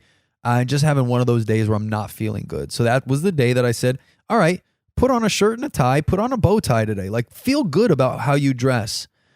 And the same set that I did the day before got more laughs the second day. And it's this stupid thing that I'll always say, I'm funnier in a bow tie. Right. It's true. I mean, it says so many things. Right. There are certain things I can't get away with when I'm wearing a bow tie, but there's a lot I can get away with. Right. But it was recognizing that just like any other moment of entertainment, like I grew up as an actor, the costume mattered. Oh, absolutely. It still does. As an actor, sometimes it's hard to imagine even like getting sides and being like, oh, I'm going to do this today, and then not feeling it. And then the second you get into wardrobe, be like, oh, I get it. Look, it all makes sense. Bryan Cranston's wardrobe in Breaking Bad did 75% of the work. That's fair. Look, the way he wore the button-up shirt with the with the collar that buttoned down and it was always the top undone. Right. And he tucked it into the khakis and he had the wallabies and he was shaved head and goatee. All of that did 70% of the work out of the gate. Sure. Because it said everything you needed to know. Right. And so with me, one day I was like, oh, I'm funnier in a bow tie, and I started to wear it a little bit more on stage. And then I was just like, it's just all the time. Like, why would I not just look nice all the time now? Right. What's stopping me from getting dressed anytime I go out of the house? Right. Like every time I should. And you know what? It's interesting that you say that too, because Alexandra and I, my better half, we talk about the way we dress all the time because much like myself, she is also now working from home 90% of the time. Yeah. And she has gotten much better. I have fallen quite a bit. Like if people aren't coming over on a specific day to record shows and I'm just editing that day or just writing or just doing design work or one of the many things that I'm trying to do to make a living out here, I will straight up be in my PJs all day long.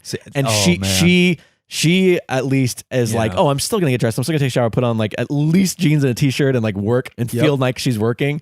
And I'm like, God, you're so much smarter than I am. And I really need to get better about it. I need to start getting dressed because I'm the same with that though. I will, if I'm just sitting at home working on emails on the computer, I have to at least put on pants. I'll be in a t-shirt. Smart. I have to at least put on a pair of pants and not my sweatpants or shorts.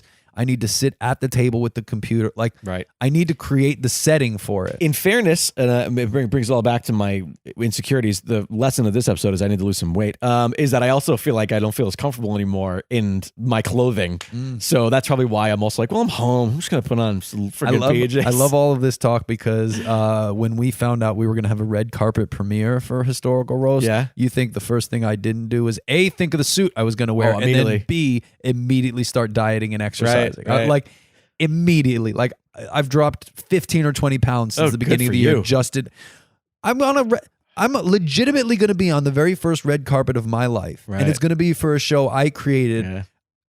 I may only get one photo from this forevermore. Right. Like, but this is my wedding day for me. Right. Like this, Yeah. you know, if That's people true. are losing That's weight for their weddings. That's true. This was my baby's birth. This was my marriage. This was I totally get it. I did the exact same thing for my film premiere, even though it 100%. was much smaller scale. It was at like a local film festival, but I just remember being like, I don't want to look like a slob on the, and I didn't entirely succeed at what I was doing, but at least I fit into the jacket I wanted to wear. I didn't fit it anymore. Immediately. Like I always joke. I say this, but if people ask me like, what's it take to get a show on Netflix? I say it costs about 20 grand and 2 relationships.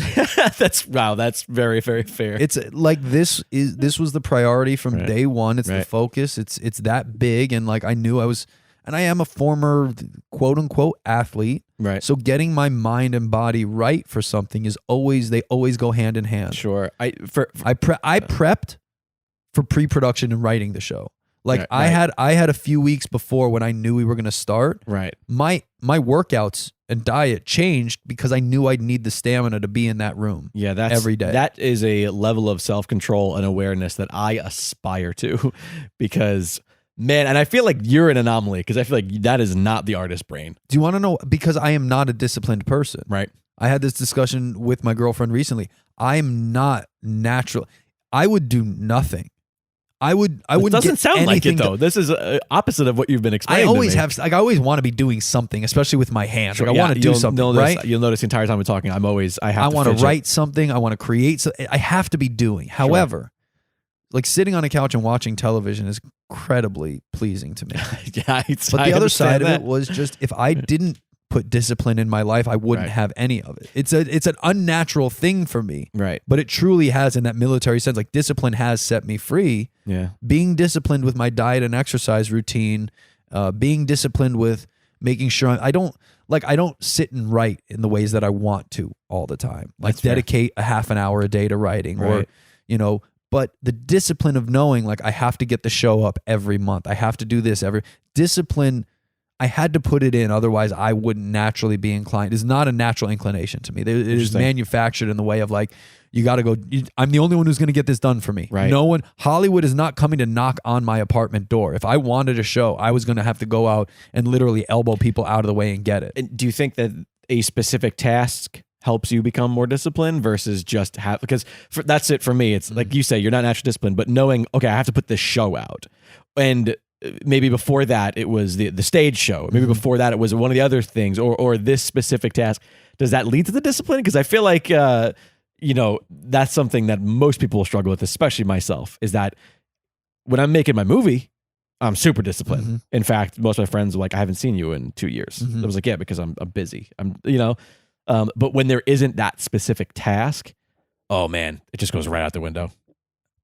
So I want to preface this with, I cope with Crohn's disease. Oh, interesting. It's a stomach disorder. Yeah. It's an autoimmune disorder where my body identifies my intestines as a foreign agent and tries to get rid of them at all time. Former guest of the show, Justin Baker, talked a lot about it. Oh, I love Justin. Oh, okay. I know Justin well. See, there we go. He's doing well in Atlanta right now. Yeah. See, look at that. Small world.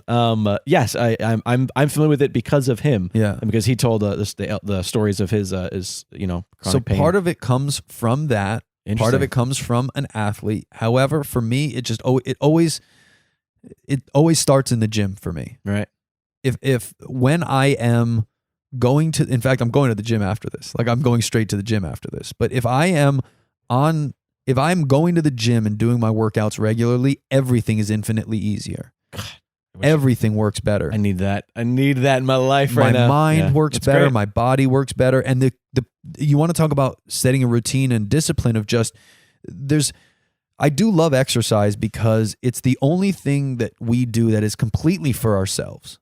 Everything else that we do in some way has a connection to someone else. But taking care of our body while our significant others or our friends and family may notice changes and differences in us that are positive, at the end of the day, it's really only for me. Sure.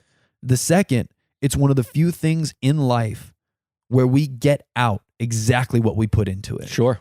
Most things in our life, if not everything in our life, we'll feel like we're putting more effort in than we're getting out of. Is this however, worth it? Yeah. When I go to the gym, if I run a mile, I get the absolute benefit of having run 1 mile, not a step more and not a step less. If I lift, if I It's do a really 10 pragmatic way to look at squats- it. It's a really like that's your mathematical brain there thinking about it, because that's something that I struggle with. I have had a knee injury now for going on 6 months. I literally cannot run. I get three paces and I'm on the floor. Yeah. And so that's part of the weight gain is my inability to exercise. Yeah. But here's the thing: is it's not. I can exercise plenty of other fucking ways, but it's like that's the thing that I did. I'm a cyclist and I ran and I boxed, and that was it. So now I have like freaking foam rollers. Like my girlfriend bought me DDP yoga. What happened to your knee? I don't quite know yet. Insurance is a problem in the state of California. I have some sort of cyst or bone growth that's happening on the interior of my knee. A doctor that I went and saw said that I might most likely just have IT syndrome, and that the bump is completely unrelated, since I've had the bump since I was 18 in a lacrosse injury. Okay. I've been rolling the IT band as suggested, and it has not improved. I'm doing the heel lifts. I'm doing all the things that were said of me, and I'm still struggling. But with that said, I feel like saying that you get out of it exactly what you put into it. For me, it always feels like the opposite. It always feels like the uphill battle. But I think that's the difference between the consistency discipline, is that there was a very brief time where I was keeping up and doing it the way I was supposed to be doing it, versus like, and this isn't just workout. This is a lesson for whatever it is you're doing. If you're a writer, if you want to write, if you're, doing a stand up and you're not getting up enough every night, or you're not going out, doing your dues every week, like everything is that way. And it's very easy. Certain personalities, and I am that way. I am the personality where it's very easy for me to do the bare minimum so that it's not effective. And that to me, it extends to why I like the gym and why it starts there for me, because you get in what you get out what you put in, meaning that if I do 10 squats with 100 pounds on my back, my body adapts to being good at that activity at that level. Right. And second, you do have to be consistent over time. Right. Like you can't just go twice and have it change forever. So when I notice that, like it's a very simple transition of like, okay, well, I'm going to the gym 5 days a week, and 3 weeks later I feel different, and 6 weeks after that I continue to feel different. Like, so it positively reinforces in my brain of like, oh yeah, so do the same. A equals B. Doing A equals B. It's do very more simple, stand up, write more. Right. Show the same initiative on, for me. And one of the challenges of putting on a monthly show as a producer and then starting to produce other shows on top of it is I don't get to spend nearly as much time as I'd like on my stand up or as a performer. I am seen now in this town much more as a producer than I am as a comedian. And sometimes that chafes me, and other times I just remind myself it's all towards a greater goal. And this show in the next year, 2, 3 years are going to open up plenty of the other doors that I want. For me, it was like not too dissimilar when I first got out here as a stand-up. Wanted to be an actor, realizing, well, shit, I'm fucking, no one's casting me in the things that I think I'm good at, so I'm just going to make it myself. And now people don't think of me as an actor; they think of me as a director. Yeah, everybody's like, "Oh, you're a filmmaker, you're a director," and I'm like, "Oh, I'm only that."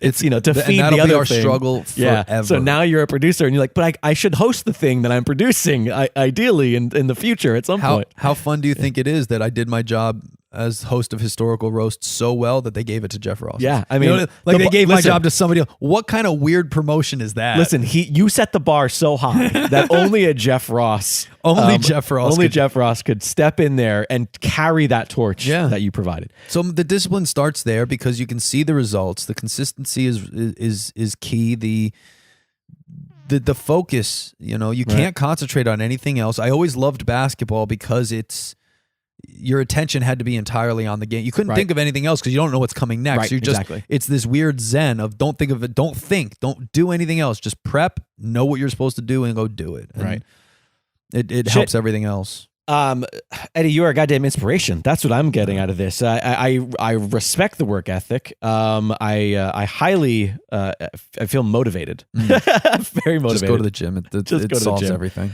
A few things. One, Tammy Pescatelli, that was her name, and I couldn't remember it, and it drove me crazy. Tammy Pescatelli, goddamn love her. We have gone so long over how long these usually are, and I feel like we've barely scratched the surface. Oh, yeah. Eddie, you've got to come back again, and we got to talk more about life and creativity. And every one of these, I feel like it's a first date with certain people. Yeah. And I felt like this was a first date, but we didn't do the obvious. I want to know, I didn't learn about your parents for reals though. Like for real though. So we're going to do that. We're going to do that next time you come. And I do hope you'll come back and join us. I have a bit that talks about how everyone can be defined by their mother and father, either loving them too much or not enough. Yes. And everyone's a combination of your mom and your dad. Either one of them, each one of them, they either loved you too much or not enough. And we're some combination of the two. Anybody who's familiar with me in this show already knows what I'm thinking. So your mother loved you too much and your father didn't love you enough? Nailed it. Father didn't even bother showing up. Before we wrap this up, we've mentioned it many, many times. People, I'm assuming, have gotten it from context because the title alone should tell you everything you need to know. But in case people are lost still an hour and a half into this conversation, what the hell is historical roasts? And how are they watching it? So Historical Roast is coming to Netflix on Memorial Day. So It's May out already. 27th. It's out. It's out by the time this is out. Yeah. So go Watch to it Netflix right now. Don't just watch it. Let it replay on your TV over and over and over again. It's a concept that I co-created with Ryan Pigg, and we brought in our fellow super producer, Sammy Junio. We've been running that live show for over 4.5 years now. It is exactly what it sounds like. It is a celebrity Friars Club, Dean Martin style celebrity roast of historical figures where other historical figures are roasting that person. Right. Yes. So on season 1, we roast Abraham Lincoln. We roast Martin Luther King Jr. We roast Freddie Mercury. Brilliant. Are you allowed to state who some of these players are for the Lincoln one? If this is out, I absolutely can. Okay. So the Lincoln one specifically. If it's out, Lincoln was one of my favorite episodes to do. Abe Lincoln was the first person we roasted when we did the live show. Okay. And Abraham Lincoln was almost from day one slated for season 1. For all the talk of who we were going to roast, Abe Lincoln was pretty much locked in from the first moment. So Jeff Ross, the Roastmaster General, hosts these, and we got Bob Saget to play Abraham Lincoln and John Stamos to play John Wilkes Booth. Oh, so perfect. And working with them was a dream. Like, not just a dream come true, but actually as human beings working with them. Like Bob Saget came into the writer's room and read versions of the script early and helped punch it up for himself and talk it through so that on the day of it wasn't. He got married on Sunday and on Friday shot the show with us. Wow. Like we were supposed to have Abraham Lincoln on Monday. But that was the day after his wedding. wedding. That was the day after his wedding. And instead of losing him entirely, we just pushed it back to Friday, and he was able to make it. And he probably knocked it out of the park and just knocked it out of the park. Was so gracious. I sat and talked with him genuinely about real stuff. Like same with Stamos. Stamos had this great crack. We took. I'll show you the photo after. We probably posted it by this point, but I've not been allowed to yet. But Ryan and I took a photo with the two of them. Right. And right as we go up to take the photo, John Stamos goes, "So wait. How'd you guys start this thing?" And Ryan goes, "Oh, we started an improv school." And without missing a beat, Stamos turns to the camera and goes, "Oh, you should have kept it there." Smiles, click. Perfect photo. Perfect. On that episode as well, Natasha Leggero knocks it out of the park as Mary Todd Lincoln. Oh, that's great. Her performance was potentially my single favorite performance. There's her and there's one other performance that just like blew me away. I didn't know she was as good at character work as she is. Right. Yeah, she doesn't seem that way. I mean, outside of like another period, which is just a version of herself, really, of her stand-up. Natasha Leggero blows it out of the water. Oh, that's awesome. And Yamanika Saunders, who's actually in the writer's room with us, plays Harriet Tubman and crushes it.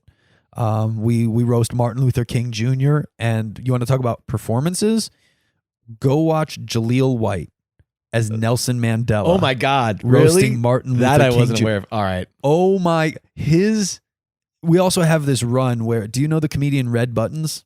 Yes. Yeah, I'm familiar. When he would roast people, he would talk about people who never got a dinner. Yes. Because roasts are these honorary dinners. And he would say something like, so-and-so who once said this and this, never got a dinner. Yeah, right? yeah.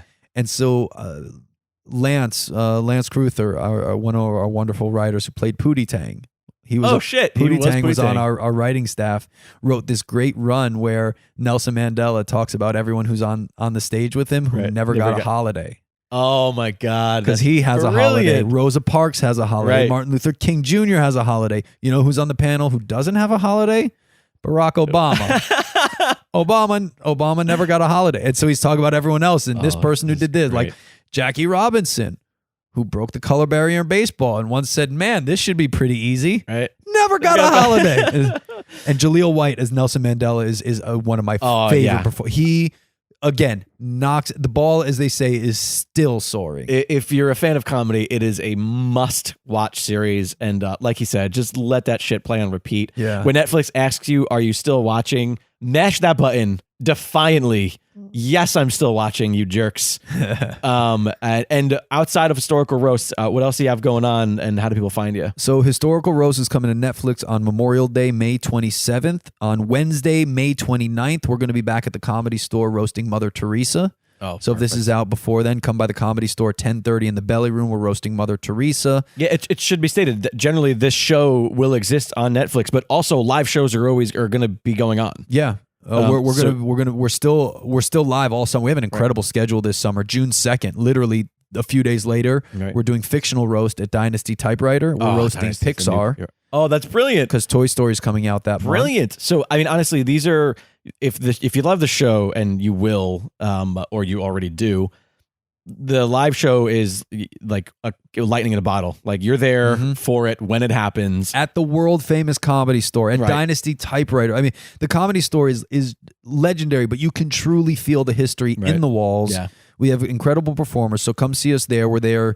all summer long. We're going to be roasting the Titanic and Steve Jobs, Johnny Carson, Edison and Tesla. There's still, you want to talk about an endless sort of resources. There are still people we've yet to roast and things we've yet to roast that are up on our schedule, even 4.5 years in, that we're super excited to share with everybody. So follow us on Instagram at Historical Roast and at Fictional Roast as well. We'll have all of the announcements there and hopefully hit the road as well. And you are at I am Eddie Furth, if I'm not mistaken. Yep.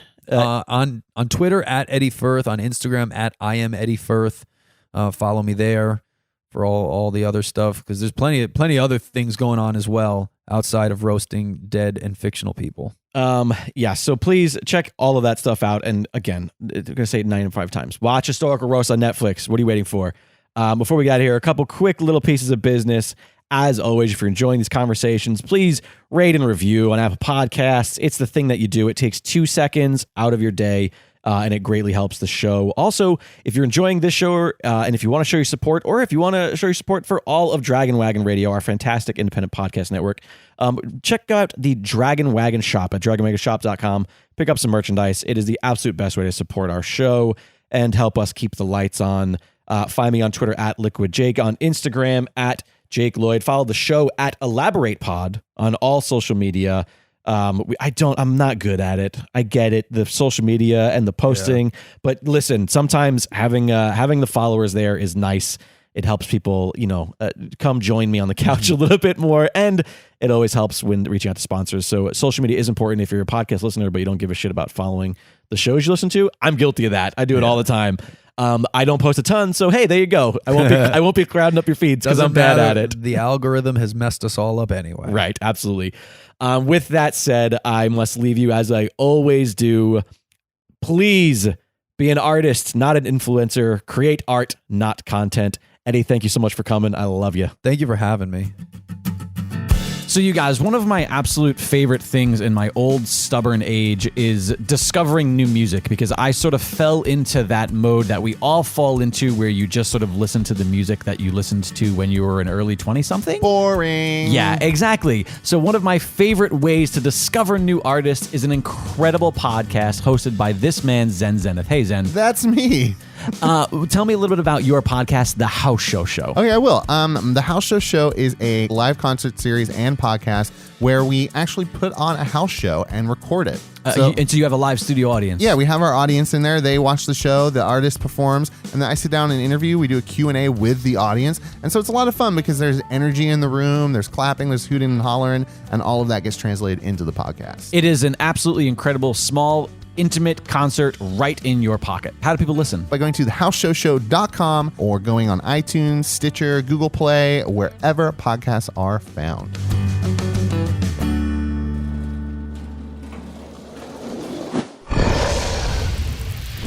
Dragon Wagon.